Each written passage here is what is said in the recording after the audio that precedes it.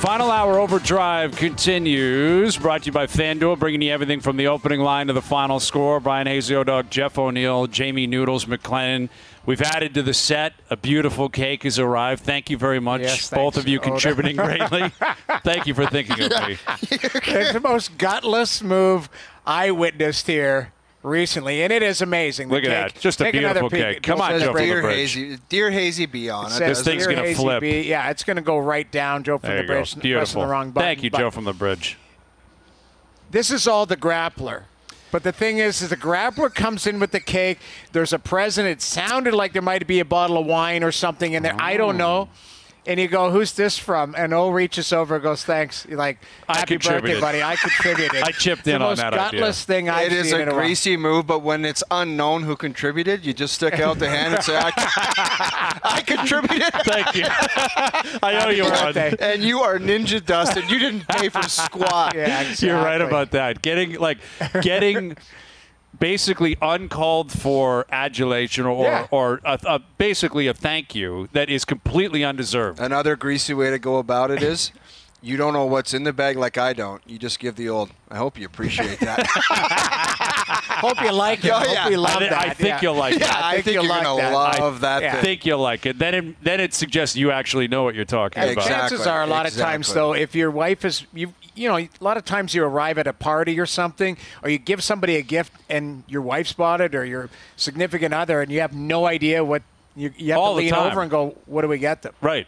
All the time, especially going to kids' parties and stuff. Like my in that wife, box? I'll give her incredible amounts of credit. Right. Like if I'm told to go out and get something, I will do that. Right. And I will do that a lot of times. You know, sometimes with my nieces and my nephews, like, all right, can you go get this for them? Yeah, I'll go get a Matthews jersey for them or whatever it is.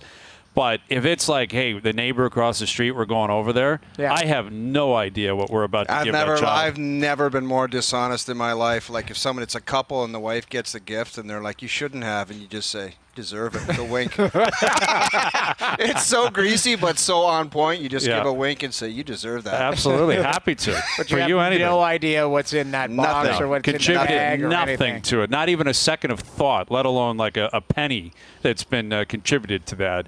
But we got a big hour here. Confirm or deny will be happening later in the hour. We're hoping Mackenzie Hughes could join us. He's still on site. A lot of the players are still, they're moving around here at Oakdale and trying to get the feel for the course. Don't you think their schedules slightly got disrupted today? So they still want to get ready for the tournament, but several hours, spent on this other situation. It's interesting because Rory's in town and Rory was off-site. Tuesday is a big off-site day for big sponsors. Right.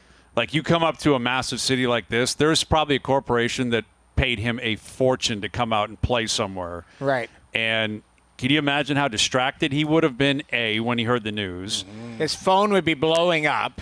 And you'd have Joe Blow from Woodbridge saying, hey, what do you think? I just heard the news, and it's like, I'm out here with this guy. You got to respect everyone. Right. But wouldn't you think a lot of the play would be, and it's the wrong way to go about it, Jamie, we've dealt with lockouts where they've always wanted every player committed, on board, informed, show your face, be in the room, blah, blah, blah. But for a lot of the guys, wouldn't they say, I got to golf and try to make a living here? Like, what am I going to do? Throw my arms up in the air and storm City Hall over this? For what? I think that's happening with a number of players that probably Rory came out. The ones that were playing, different. That's the thing. Rory's one of the faces. He's got to be there. He's got to have a voice.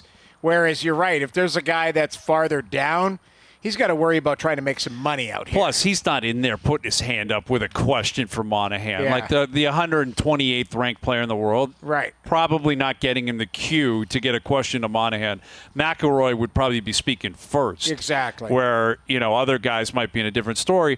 And exactly. There are guys that are like, it doesn't matter for me. I got to try to win a golf tournament or try to make a cut. Right. So I'm going to go take advantage of this. The course is wide open. I'm going to go learn what I can. So it's been a wild day here with everything going on with the PGA Tour, LIV Golf. Like reports kind of coming out that LIV Golf basically doesn't exist anymore in the same form, or Jay Monahan effectively runs LIV Golf. Like, in a way, he's got a lot of power over what's going to happen with LIV Golf. I'll believe that when I see it. No kidding, because what are they going to do about the players that signed up for LIV, accepted all the money? What are they just going to put that in their back pocket and just play on the PGA Tour now? This is another example, though, of the haves and have-nots, right? Like, you immediately go to Mickelson and Koepka and DJ. Those guys were going to be okay before LIV. They'll be fine after LIV. The 48th guy on the LIV Tour, that guy's in trouble. Right. That guy's sitting there looking like Chase Koepka's brother. Koepka's brother, he's not coming back here. He can't play on the tour. But he hoped he got the 5 sheets or whatever reported. You hope that he got that money guaranteed or up front. Right. And he likely did. Right. But there are a couple of stragglers on that tour that they're not just all of a sudden showing up at Oakdale saying, okay, I'm good to go. Like, they wouldn't even be qualifying. But what this does likely open the door for is the Ryder Cup is going to be stacked again. Well, don't you think the door opening to all of this being even a possibility is when they allowed them to play in the majors? Like, when they didn't shut the door on that and said, you guys are gone, whether you qualify or not, you're not playing, that's basically... Yes, I think that was probably a big levy that broke. Now, the individual majors, they had the right to make that call. That wasn't Monahan or the PGA Tour. You're right, but they could have easily said, you guys are not playing in these. And that began with Augusta, and they said, we're going to have the best field possible. Oh, your boy Freddie Ridley came out with a comment today. He's like, this is great for golf. My boy, Fred Ridley. Yeah. I will say he's my boy if he gets me on there someday. And he's your boy, too. Fred Ridley. Oh, I love a Fred Ridley. He's got the hair. He's got everything done. He's so hungover. Fred C. Ridley. Yes, when he's on that first tee, he's loving life. Yes, I love he me really some does. Fred Ridley. Yeah, we all love Fred. So anyway, we'll see what comes of it. Bob Weeks will join us here around the table. Jays are back in action tonight. The pressure's on Gosman to go deep tonight. I expect that he will because he's been doing it all year. Yeah. And Manoah's, he's off to the Florida Complex League. And we had Steve Phillips on an hour ago. He said, don't expect to see this guy anytime soon. But it's going to be a month plus before he is even close to coming back to Toronto. The team has to move past him as far as the mindset of, hey, this guy's right around the corner. We got to get you've got to figure out what your rotation's going to look like. Mm-hmm. And if you get an inkling that this guy might not come back in a month, you might have to make a move. This is where you got the whiteboard in the office. Right. They have plan A, B, C, D, exactly. E, F. Like, it's going all the way down the alphabet because you have to. You cannot assume that Manoah's going to find it. Agreed. I think you almost have to work under the pretense that this guy's basically not an option the rest of the year. Right. And if he finds a way to return, it's a bonus. Yeah. Like, that's how I'd be operating. Not a pessimistic outlook either. That's just being realistic. He's pitched his way into this situation. It sucks. It does. Yeah. But he's put himself in a position where it was untenable and he had to be removed. And he's been removed, and we'll find out when he comes back. So more on that later in the hour with Confirm or Deny. 2 days off in between games 2 and 3 of the Cup final. I know we're transitioning to hockey. I wrote it down to remind us. Lou Lamoriello did his media today, 39 days after the Islanders finished the season. Right. There's a method to that madness, he did his media availability, his year-end, today at 3 o'clock. Did he say anything of substance? Well, I haven't seen or heard it. I was reading through the transcript before it came and then just brushed up on it. It's like, yeah, I'm coming back. Lambert's coming back. Trying to get Engvall, Varlamov. Few guys signed. Brock, he had a few guys. Yeah, I'm looking at maybe not. Josh Bailey's not coming back because he's a healthy scratch and doesn't want to, just basically lay of the land. Right. Do you imagine, 40 days after they've been out? It's a brilliant play. Let everything die down and then just say, hey, guys, what's going on? Any questions? And nobody cares anymore. It's weird with Lou, though. I understand he operates the way he wants to operate, but he's generally accessible. Yeah. He may not say much, and he's very guarded, but he comes on. He always is willing to accept the invite to speak. Right. Generally. It just, they asked him, why? And he goes, well, I really didn't feel like having any answer. I didn't have any answers then, and I didn't really want to talk about it. Oh, okay. Just drives the bus and okay. But at what point do you go, the media, the fan base is going we'd like to hear from this guy. Well, that is where it's what I always find interesting with those type of scenarios is how the owner didn't go to Lou and say, Lou, Like, come on. Not about the media, but the fans. We owe it to the fans to speak, right? Like, go out there. I understand if you need a buffer of a few days, maybe a week, 2 weeks. There's a contractual thing in the air. 39 days is excessive. It is. That's a long time for Lou to decide I'm going to speak. Did he say anything about the Cup final? Does he think it's over? No, I like there was nothing. I'd love to get his answer on that. It was just more about his team and the coaching staff. He gave them a vote of confidence. He goes, I thought they did a reasonably good job. Like, that was the one quote that kind of stood out for me. Like, yeah, they were okay. Yeah. But he doesn't have to give out anything. No, he doesn't. Like, he could be the straightest shooter. All the coaches couldn't fire them. Yeah, but it was maybe that's what took so long. It's just a weird, like, can you imagine? Like, that's the Randy Carlyle. Okay, just okay. Well, I mean, they squeaked in, right? Yeah. And like, they made the Horvat deal. That was a big deal. That paid off. Barzell returned. Yeah, I don't know. I mean, that's like kind of what I expected. I didn't think they were not a cup contending team at any point. They do have to move forward. Like, if anything, you need to add more to that group. They've got some good young players, but you need, like, if it's anything for a copycat league, you need deeper D. You need star power. You need all of the things. Like, they got to just like, they're structurally sound. They got to find a way to score more goals. They grind and work and grind for 1 or 2 goals a night, and it's just. As much as it can be sound and you might win some games with that goaltending, it's not good enough. It's grueling. Yeah. As for the Cup final, I think the story of the night last night is Bobrovsky getting pulled. 4 goals on 13 shots and screened, in close. Florida was all over the place. Like, it's not like they were there were a couple of goals where you'd like them to have. But at some point, this was going to happen. Like, at some point, he was going to. 10 days didn't help it either. Well, that was a big part of the conversation, right? We were having it. We're like, is Bob going to get rusty now? Because he's been in the zone playing every other night and playing at a level unlike maybe anything we've seen before. Right. And now, is he finally lost it? Is the bubble burst, or is the Cinderella, it's midnight? Because Vegas is a better team. Or Vegas is a better team, but Florida's got to find a way to disrupt the way that Vegas plays. And Florida has been, and I will give them credit, throughout this playoffs, they have been able to adapt. Any type of adversity, they've been able to kind of, okay, let's move in a different direction. But the one consistent thing from Game 5 against Boston was Bobrovsky was out of his mind, so he gave them an opportunity to adjust. But right now, you gave up a 4-pack. You gave up 4 last night before he got lifted. It ends up 7-2, and it got ugly near the end where it's like, okay, Vegas is just now for fun. They're steamrolling them, and that's like, because Florida came out, to their credit, and they score a couple quick in the third. But then Marchessault scores after it was Howden, and then Howden scores, and it's over at that point. But the officiating appears to have changed a little bit. Like, they're getting calls on some things that maybe they weren't getting called on in previous rounds. I don't know if it's apples to apples necessarily. But it is amazing what happens when your goalie starts to struggle. Like, immediately other things get exposed. Well, you unravel. All of a sudden, it's like you can't defend that well. Actually, they're not that good. They're not that deep. They play stupid. They play undisciplined. You're like, well, they've been playing that way the whole time, only Bob was making stops. Like, they weren't blowing teams out. They didn't blow Carolina out. They didn't blow the Leafs out. They were winning 3-2. Exactly. Right. Because Bob was standing on his head, and they find a way to get to 3. Timely goals, exactly. Yeah. There was 8 games or 9 games in a row where Bob allowed 3 or less. Exactly. And one was he lost 2-1 to the Leafs. 2-1 in Game 5 or Game 4. Now he's at a 4-pack in a game and a half, we'll call it. He needs to be better, but that team needs a reset in a hurry. And if you're Vegas, you're sitting there going, we just need 1.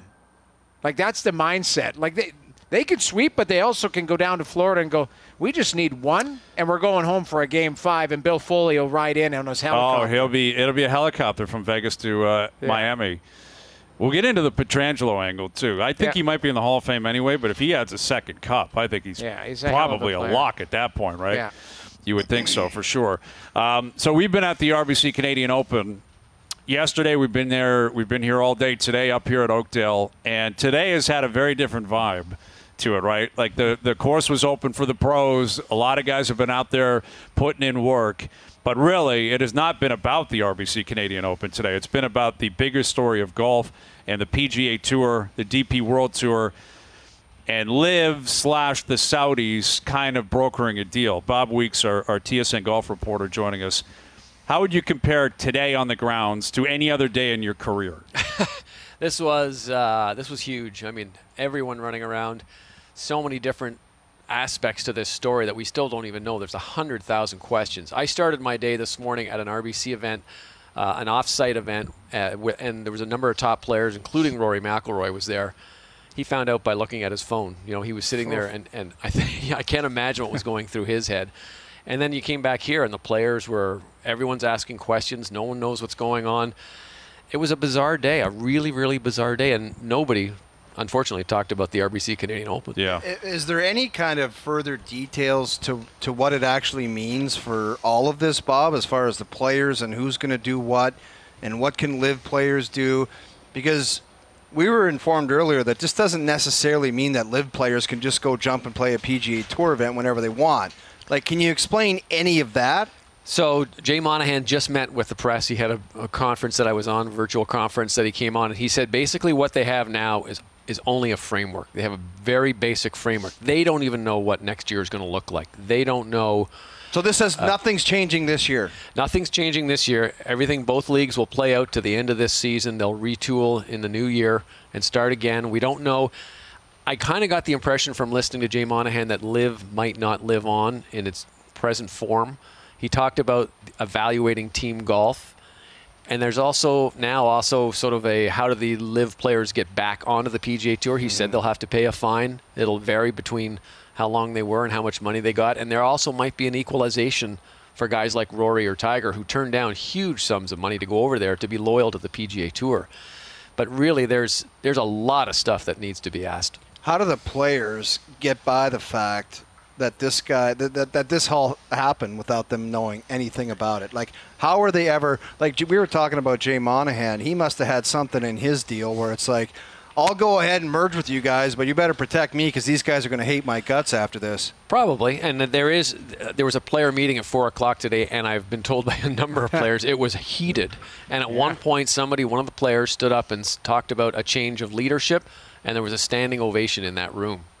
So these players are very hot right now, and they don't know. They don't have any answers. That's the other problem, is they don't know what's going on. Why did it have to be kept secret? Well, I was also told that the negotiations with the PIF, the Saudi League fund, said that if any of this gets out before we have a framework, we're out of here. So they had to keep it. Well, that's how deals get done. You get all the players' voices involved. The deal never gets done. Right. On both sides, though, Exactly. right? That includes That's LIV right. players. Well, and Greg Norman. Greg Norman found out 2 minutes before the press release went out. So that was probably the last 2 minutes of his career with LIV Golf, right? I would think. Well, and that's why that kind of sucks for him, man. Absolutely, but I would also suggest if Jay Monahan's sitting here saying, "Okay, I'm good with the Saudis or whoever," they don't care about Jay Monahan, right? Just like they clearly today don't care about Greg Norman. Right. Once their foot is in the door, they don't care. No. Like they just want to get in. They want to be a part of the process. They can make all those changes once they've got a lock on it. Right. But it's clear that cash kind of just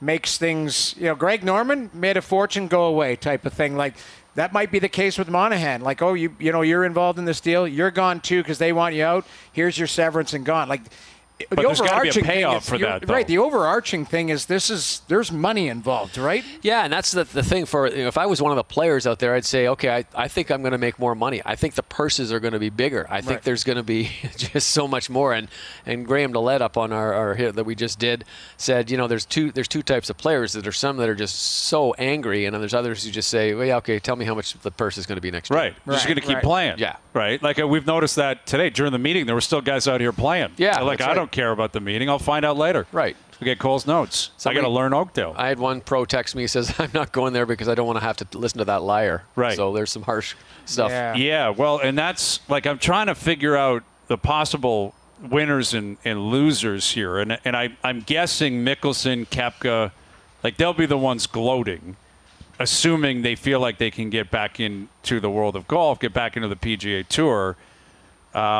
But that is what is going to be intriguing in terms of some of the bigger names and the louder voices in golf who have been adamant, including Jack Nicklaus recently, who said, never come back. You should never be allowed back. Yeah, he said LIV's not even a part of golf anymore. Right. That's right. And That's now right. what? Now they are back? I mean, it doesn't – I guess Jack doesn't have the all-empowering vote, but still it's a loud voice. I still think there's going to be some pretty harsh relationships no matter where these guys play. I mean, if it's just 4 times a year at the majors or if it's one big league again, these guys are not going to forget this kind of stuff very much. The one comment that Monahan's going to get grilled on, and someone's going to interview him and play it, is when Jimmy Nance interviewed him at the Canadian Open last year, and the 9/11 stuff was brought up, and he claimed to get all emotional and talk about that. He's going to have to chew on that and somehow circle around it and find a way to comment on it. He got asked that in the press conference today, and he just said, it's a different conversation we're having now. With times have changed, it's a different time for this conversation, and he was dancing pretty well. Ridiculous. And if I was one of the that's just a blatant. That's just him lying. He understands. He's screwed. He's like, I'm screwed. I made those comments. I was on a moral high ground at that point, and now I'm not. And that's basically what else is he going to do? That's it. He's got to dance. He was dancing well. There's no PR spin on that. No. That's really what it is. He's got to chew on it, but I think in their minds it's like, okay, we'll get through the bad PR. We'll get through all of this, and ultimately when you come out the other end, you're still going to be golf and everyone's involved, and there's a lot more money involved. Exactly. I mean, the Saudis have $650 billion in their PIF, so I don't think they have to worry too much. Bob Weeks joining us. Yeah, that's the public investment firm that's been pumping money into LIV forever, and now I guess it could be pumping into the PGA Tour. What about the RBC Canadian Open? Where are we at? It was this time last year when they were starting LIV in London. It was this tournament that basically began the players leaving because Dustin Johnson pulled the chute. He had been the face of this tournament for a decade. What are they thinking? Because they're really getting screwed in terms of the focus being on Oakdale and the Canadian Open today. It's the second year in a row that they got jammed up. And don't forget this year that this whole designated event thing came in here, so the field got depleted, right? So you've got guys who don't want to play because the last event was a designated. You got a major and a designated. Bobby, I thought Rory was going to withdraw because he was so pissed. I wouldn't have been surprised. We were talking about that today. I thought he might. I thought some other players might, but Rory's a good dude. He's a really down-to-earth guy, and I think he's got a big heart, and he kind of realizes that wouldn't be the right way to go. But I don't know. I feel sorry for the RBC Canadian Open. They just keep getting kicked in the where. Yeah, well, I mean, I'm sure every individual tournament is probably trying to figure out where they're going to land here. And you can't get an answer today. It's only but if there's going to be a form of team golf, the elevated events, the majors – what could we be looking at a year from now, 5 years from now? We talked about this in February about the Pebble Beach. Pebble Beach used to be. No one played it. Jordan Spieth was the only big-name player out there. And it was set next year to become a designated event on this new calendar that they've sort of brought out. And so you think, okay, now this is all going to change again. So all these designated events, nobody knows what's going to happen. Well, didn't Rex Hoggard just report on a different schedule possibly next year as well? Was that a precursor to this? Or I think that was being done by people who didn't know that they were having talks. This whole thing with LIV got put together in 7 weeks. Wow. So according to Monahan. So is there any chance, a year from now, 2 years from now, that golf is it's recovered obviously, but it's almost like a super league, it's even gotten better and more exciting, and this is all kind of behind everybody? I think so. I think people will have short memories when it comes to this. I think what you'll see is probably a little bit more of a global tour. Right. I think you see the success when LIV went down to Australia and you get these guys going on there. It'll be more like F1 to a certain extent. I think still the most of it will be over here in North America. Well, and that's where you got to think the Canadian Open. You got to get involved in that somehow. If there's going to be 25 big weeks a year, let's just use that bold number. You got to find a way to be one of those 25. It doesn't mean that the tournament won't continue and players won't still come up, but it kind of feels like that's where we're going in golf. I mean, remember last year how good the field was and how good that Sunday was with Finau and JT and Rory down the stretch, right? You want that every year. Yeah, Scheffler was up here last year. Sure, Sam Burns, Cam Young, it was great. Very deep field last year. You can't get those guys this year. Well, I mean, like you said, Rory's still here. You do have the RBC guys like Burns, the Gala, Cam Young's up here. You got all the Canadians. What are you hearing about how they're feeling about Oakdale and how this tournament's going to play out this week? I think the guys are saying it's pretty tough with the wind and the rough, as you guys found out. Yes, use us as an example. I think they're saying the front nine is kind of hard and the back nine's where you get your birdies. So I've heard a few comments here and there about some certain holes, namely the 18th is a little awkward. But besides that, I think, listen, there's going to be a winner on Sunday, and I think there's some big names in here who are playing well. Right. Who could rise up. Great to see Rory again, or maybe a Canadian. Yeah, exactly. You get a Canadian in the hunt like that. Exactly. Who cares about what's going on in the rest of the world? In Toronto and throughout Canada, that'd be amazing. Yeah, be a great story. And the bottom line is these guys need to focus and focus on the event here. Yes. And get through that. This is a big distraction for them, but they're still teeing off. They're still going to be competing for big bucks. Would it shock you, Bobby, if a guy like Rory just said, I am so done with this. I'm golfing now. Don't ever ask me one thing to do. I'm not supporting. I'm just golfing. That's it. I'm a golfer. No, that wouldn't surprise me one bit. I think he's had enough in certain cases with this. Sure. I think he probably, I haven't talked to him, but I would just say I think he's probably feels a little bit let down. He's going to speak to he's scheduled to speak to the press tomorrow, so we'll find out more. Well, and you got the U.S. Open next week where everyone's coming together again. Yeah. Right? It's going to start all up again. Like Mickelson will be there talking this time next week. Brooks Koepka. Koepka's going to be back. Man, it's going to be wild. All right, Bob. Great seeing you, man. Thanks for popping guys. in. Thanks, okay. Bob. There's Bob Weeks, our TSN golf reporter. Mackenzie Hughes is going to join us around the table.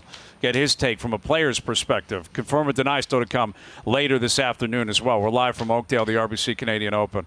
OverDrive continues. TSN 1050 and on TSN 2. All right, confirm or deny later in the hour. We're live at Oakdale, the RBC Canadian Open.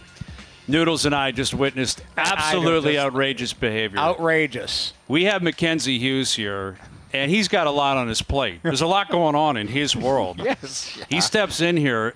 Explain yourself. 5 seconds. He's not even sat down at the table, and 5 seconds in. First of all, we're buddies. We're buddies, Yeah, right? me and O-Dog, we're buddies. Okay. So when you talk to these are friends of mine, Right. high-profile people, not you. So I can ask these types of questions, and I asked Graham Dillette the same thing. I just want a couple little subtle tips if I want to step on one and turn it over, and this guy is nice enough to help me out. Do you know how many times he's been asked? 1,000 times. You'll be at a grocery store. Dude, Somebody he's not be asked lining that. up. Some slasher in a pro-am says, how do I get this thing airborne? And then you walk away. Be honest. How annoying is that kind of Q&A? No, it's actually not. I'm a bit of a golf nerd, so that sort of stuff, and I like helping people, so I know it's not the answer you want to hear, but I actually enjoy helping people. So if O-Dog gets out there and rips a draw with a driver, I'll be fired up. I don't need it all the time, but sometimes you want it. Yeah. Ride the wind. I think he's lying because if he's at Loblaws in a couple Of weeks or course he whatever, doesn't want and a guy that. walks up with a baguette and is trying to say, "This is my club," you just walk away. You can't. I mean. Not every, because what's going to happen is everyone's going to approach him. Yeah, looking now for you've tips. opened the door, Mac. Can't open the You've door opened like the door that. now. Yeah. I'm going to be in Loblaws later, and I'll be thinking about this. You got to rescind that comment, man. Yeah. You cannot be helping people like him, let alone anyone else walking around Toronto. And I've seen him swing. He doesn't need much help. He can hit a golf good. ball. He's got a move. No, not at this place, man. We were out last week. It was disgusting what Dude, he was I'll doing. tell you what, man. Consider yourself lucky. You guys get to play the courses. We played it 10 days ago. The rough was that long. Because they cut it right before you guys show up, and we had to play in it, and it was thoughtful, it was great, it was awesome. Beautiful being out here. Couldn't yes. find it. Nowhere on earth the golf ball was gone, disappeared. Right. Anyway. So I'm going to find a Titleist 2 out there somewhere? No, with the no, O-Dog on it? no. Yes, you will. Long gone. You'll see a lot of golf balls with O-Dog on them. That would be hilarious mid-round. Yeah. Anyway, Mackenzie Hughes in here. How's your day going? I mean, everyone saw your tweet this morning. You woke up and you found out the whole golf world apparently has changed with this new agreement, not necessarily with LIV Golf, but with the PIF and the Saudis. I mean, as a tour pro yourself and as a guy who stepped up representing the tour for a long time, how did you react? Yeah, it's an interesting time. I basically always thought that we were, I guess, against LIV. We were competing against them.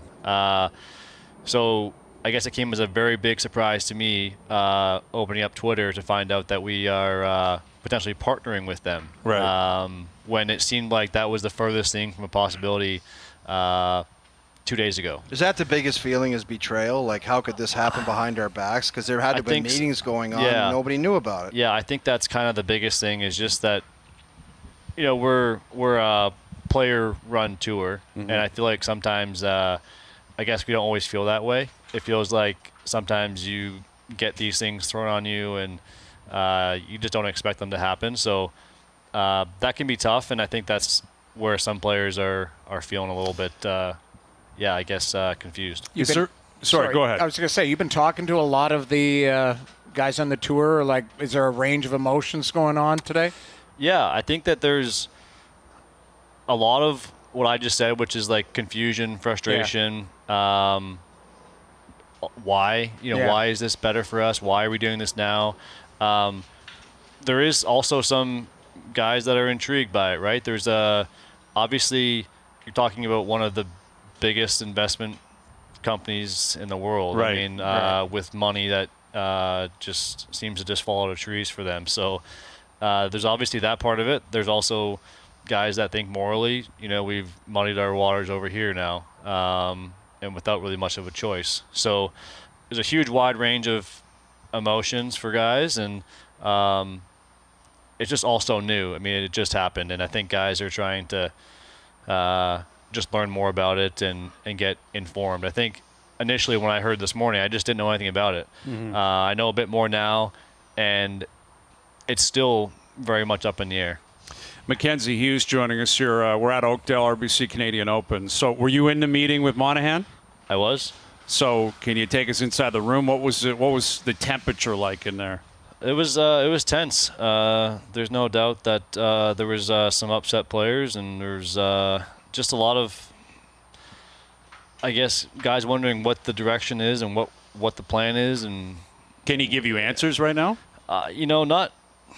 Not really, because I mean, and he's alluded to this in the media, that this is really a framework deal, not a definitive black and white. Here are the terms. So nothing like that's been decided. And do I think it's good for the game 10 years from now? Yes. In what way? That there's not, Brooks Koepka, Dustin Johnson playing over here, and Scotty Scheffler and John Rahm playing on this tour. I think if those four players are playing great on a given week, they should be playing the same tournament, trying to win, the Arnold Palmer Invitational or the Genesis or something like that, where they're competing side by side, trying to beat each other, not one guy playing this tour, the other guy playing this tour. In that sense, I feel like it's good to bring the game back to one tour where we all know the best players are playing. But right now it doesn't seem that way, because I think a lot of guys, still hold some resentment, right? There's guys that left for greener pastures, and they could potentially come back. Now, we don't know how that looks or if they will, and what LIV looks like if there's a partnership. That all that is just, I guess, an unknown and speculative at this point. So we're just trying to get clarity on that. What about the guys that turned down the cash? They must be just absolutely just puddle. Just be a puddle. I mean, good. Yeah. Oh. Huge money, right? Oh, I mean, there was guys that turned down hundreds of millions of dollars. I mean, like Tiger turned down 700. I'm sure Rory. I'm sure JT. And there's a bunch of guys. Zalatoris and these guys, like young guys that, like, I mean, and you look at a guy like Zalatoris who's injured right now, and you think, heck, he was sitting on probably a $100 million deal. Mm-hmm. And that's the thing with golf, is that there's no guarantee. You could break your leg or break an arm and never play again or never be the same person again. And I think that's what was enticing about LIV for a lot of guys, was like, hey, I'm guaranteed something. And if I don't hit another good golf shot for the rest of my life, I have this money. And but, again, guys are now thinking about, well, I turned that down, and then these guys get to come back potentially. And I think there's obviously a lot of frustration there if that was to be the case. And I don't know, I can't speak on whether that they will or what that looks like, but obviously it's a possibility if we're partnering. It seems like that's the direction it's likely going in. Mackenzie Hughes joining us around the table. We're live at Oakdale, RBC Canadian Open. The whole team golf, like, have you wrapped your head around that? Would you be intrigued by that idea at all? Stinks. Yeah, I'm a bit of a traditionalist too, and I just don't like golf. To me, has been about the battle with yourself, right? I don't want to win a tournament because someone on my team shot 62 and I shot 75 that last day, but man, they just carried me to a win. And I like having it on your shoulders. I like going out there with your caddy and trying to battle it out. And really, whether I'm playing you know, a journeyman player on Sunday, or I'm up against Scotty Scheffler on Sunday, what I have to do is the same every time. I have to compete within myself to be the best I can be, right? And I'm not relying on a teammate or anything like that to pull me through. I can't, like, you know, call a timeout and say, hey, you know, come hit the shot for me. It's just all on me. And I've always loved that about golf, and I think that the team golf would be a tough sell for me. Once you get the framework sorted out and you said, hey, this could be good 10 years from now, is that more just the money drags you up, everything, you know, involved, like you say, you get back into one, you know, entity, and then you're financially backed by a massive company, one of the wealthiest on the planet. You know, this is kind of good for everybody involved once everyone gets back to square one.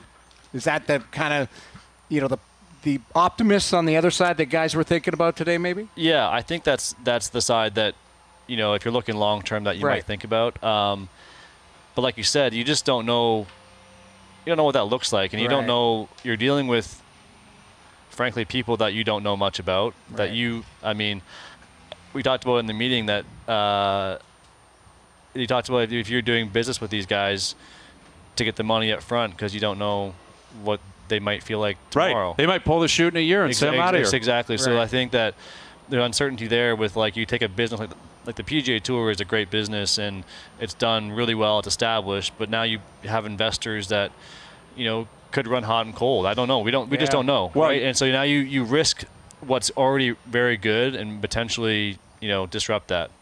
Well, you look at what we were talking about last hour. Like, the Saudis are going to soccer now, which, as big as golf is, like football around the, like, they're giving guys $200 million, like Ronaldo, like Benzema, like Messi. Per season. That's what I'm saying. Right. They may eventually say, if we get into that level, we're going there, right? And then who knows where. Now, at the end, golf is still going to be very sustainable, right? Yeah. You're still going to have a lot of sponsors, and there's going to be a lot of money pumped in. But that's got to be a part of the uncertainty at this point, for sure. You don't really know who you're getting into bed with here. Yeah, yeah. And I think, especially for, like, I don't know much about the PIF and Saudi Arabia, for that matter. I just know that for the last year we've talked not very highly of it. Right. And now we're thinking that this could be a really good thing. So the mood has changed quite quickly, and I guess, again, like I said, we're all wondering why. Why has it changed quickly? And obviously it comes back to money, I think, in my mind. Yep. It's a big week for you. The Canadian Open always is. How difficult, I know you're involved with the players and different groups, to say, I'm not dealing with this and I got to tee it up on Thursday and try to win this golf tournament. Yeah, I mean, that's my main focus this week, and it's unfortunate, and I hate it for RBC, I hate it for the Canadian Open, that we've had 2 years in a row of kind of dropping bombs on the Canadian Open, and it's like, you know, we get 1 week a year to have it here in Canada, and the fans deserve the best. Yeah, they should be saying possible. The words "the Canadian Open" a lot more than they're going to be. Yeah, exactly. And I know that I'm going to answer more and more questions about this as the week goes on, and it won't be about, you know, how great the event has been and how great the fans are and all this stuff. And I think that that's really disappointing for me, because we only get to do this once a year. You know, I like to come on here and talk about the rink, or talk about, you know, just how you're playing, golf in Canada, my game. And now we're here talking about this. So let's talk golf. Well, is there ever any campaigning with players, like, to play different tournaments? I've always been curious about that. Like, it's a great field, but we were talking last year, Scheffler was up here, JT was up here. Yeah. Like, as a Canadian, would you ever go up to a player and say, listen, give it some thought coming up, like St. G's, Hamilton, Oakdale, whatever it is? Yeah. There's some of that for sure, and, like, I definitely try to, when guys ask, if I know and I you know, am behind something passionately, I'll definitely put my 2 cents in. I didn't know anything about Oakdale, to be honest with you, so I couldn't even really speak on it leading up to the events. Guys would ask me, I really didn't know anything about it, so that was tough. But, like, going into, like, a St. George's or going into a Hamilton, I knew I could talk those places up, and they would back up the talk. Right. I knew guys would love going to those places. Obviously, you've got certain logistical things that guys kind of moan about, which is, like, last year at the range going to Islington. Right. Guys wouldn't have liked that. Really didn't like that. No. We're definitely prima donnas like that. So you have like routines that you're into, and like you don't want to like hit your last driver and then hop in a van for 10 minutes, get out. Yeah, you want to walk right on the deck. Exactly. You want to get warm and then go to the tee. And so there's stuff like that. But I definitely, to your point, would be pitching for guys to come play and definitely telling them that, things are great up here and we've done a really good job, and that I think the event's only getting better and better as years have gone on. Mackenzie Hughes with us. So how are you feeling? How we feeling about you going into this week? We pick you every single week. One of us gets you. It's an argument every week. Generally is an argument. I guess make your pitch to O and I as to why we should be battling over you tomorrow when we make picks. I don't want to. I've always played well. I feel like I've always played fairly well in the Canadian Open, and have thrived in the atmosphere of what it has been, like with the rink. And right. I mean, I don't shy away from the fact that they're going to be banging the boards and that people are going to get loud, and I love that. Like, I hope I make a hole-in-one on the rink and people go berserk. Like that to me, it would be like the dream scenario. And I love the moment when you get kind of in the heat of the battle here in Canada and you can feel that bit of support pushing you over the line. I think that we don't get that very often. Like, if I'm playing the Memorial and I'm coming down the stretch with Rahm or one of those guys, like, they are the favorite, and then rightfully so. But when I'm here in that same scenario, it feels different. And I've been close, a couple times. Hamilton, I was kind of right there last few groups. Rory pulled away.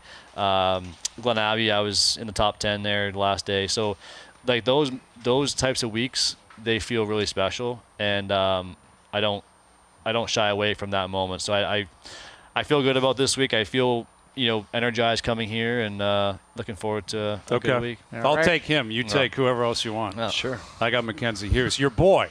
Right, he's hooking you up with how to hit an 8-iron, drivers, whatever it happens to be. Yeah. 5 seconds into the conversation. 5 seconds. 5 seconds. You want to get off the air so you can ask him more questions? Great to see you, bro. I'll text you. Yeah. Good to see you, bro. See that? That's a bro shake. That's a bro shake. All right. Lock it in. Good luck this week. Thanks for popping by. We appreciate it. Thanks, boys. There he is, Mackenzie Hughes, RBC Canadian Open, the grappler. He found a cart for Mac. Yeah, no problem. Right? Our producer, I text him when I pulled into our secret parking spot, and I go, "Can you come and grab me in the cart?" He goes, "No, I can't find the cart."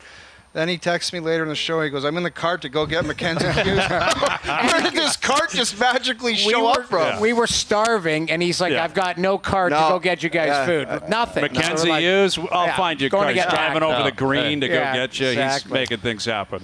1 week a year. That's right. One week a year. That's right. There he is, Mackenzie Hughes. Great seeing you. Confirm or deny. Still to come. We're live at the RBC Canadian Open. OverDrive continues. TSN 1050 and on TSN 2.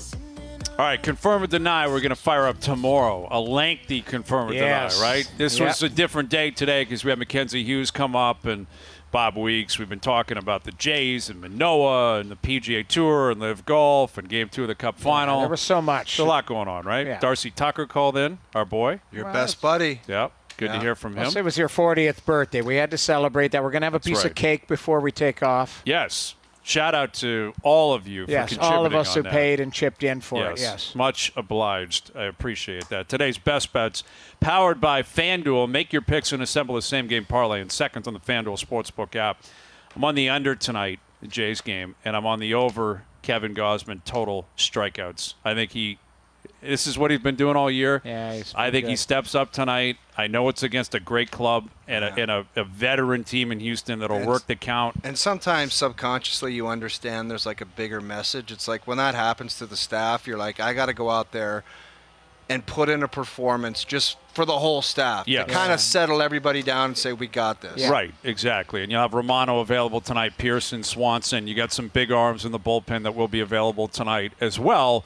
So, again, I think it speaks to more of a pitching duel. I think the offense will slow down a little bit, and I think Gausman goes off. And does Pearson, is he only like he's a high leverage guy now? Yeah, I don't know if he's high leverage necessarily yet, but he gives him an inning or two and he's putting up good numbers. So that's what he's got. He's never going to get. That's what he is. No, he's never going to be a starter. So you don't think they could slide him into that? That's an interesting point that doesn't even come up. Like Manoa's gone and no one's saying Pearson's. Because when he first came up, that was the guy. He was the Manoa before there was a Manoa. Right. Number one prospect in baseball, certainly with the Jays. Yeah. Today's Best Bets powered by FanDuel. The first inning means as much as the ninth when you bet baseball on the FanDuel Sportsbook app. Please play responsibly. Must be 19 plus and physically located in Ontario. So yeah, we're at Oakdale. Pro-Am tomorrow. Lots of updates on that tomorrow. Nervous? I mean, you got to FaceTime me with Tommy Fleetwood. Well, I will. And the Tommy Fleetwood and me walking around Oakdale. And the grappler is your caddy, correct? Yes, and that is probably what is concerning me more than anything else. Like that is, I already know. I know both of you, and that's a two-way street. Like the grappler, there'll be a point where he says, "I'm not doing that. Like I have something else I have to do." Right. Or he'll be talking to Tommy Fleetwood, and he'll say, "Hayes, take your own bag." Yeah. There's 100%. I will walk at least a full hole carrying my own bag. I'm anticipating. That's an absolute lock. Yeah, some form of an altercation. Bottom line is there's a bunch of guys that are standing around. They want a caddy for somebody. Grab one of them and just say, "Graps, walk along and take some pics and stuff." Well, that's a possibility. Because that's a fist fight in the fairway. I know. And to be fair to him, I don't want him to. I've asked him that. I said, listen, I don't want you to do anything you don't want to do. No. If you want to just come around, hang around, by all counts. But I think listen, you're inside the ropes. You're walking around with Tommy Fleetwood, right? Ryan O'Reilly's playing with us. Yeah. Like the thing is, I am so far down his priority list. He's not going to be talking to me. He might. Possibly. I don't want anyone talking to me. I just want to be dialed in and tell him you're friends with Darcy Tucker. Yeah, I'll see what I can do. It's your best buddy. Yes. So shout out to everyone behind the scenes. Everyone here at the RBC Canadian Open up at Oakdale. The Pro-Am tomorrow, go time on Thursday. We got Confirm or Deny tomorrow. Our picks brought to you by TaylorMade tomorrow. We can't wait for that. Yeah. We're out of here. Enjoy your evenings. Enjoy the games tonight. We're back tomorrow at 4 p.m. We'll chat then.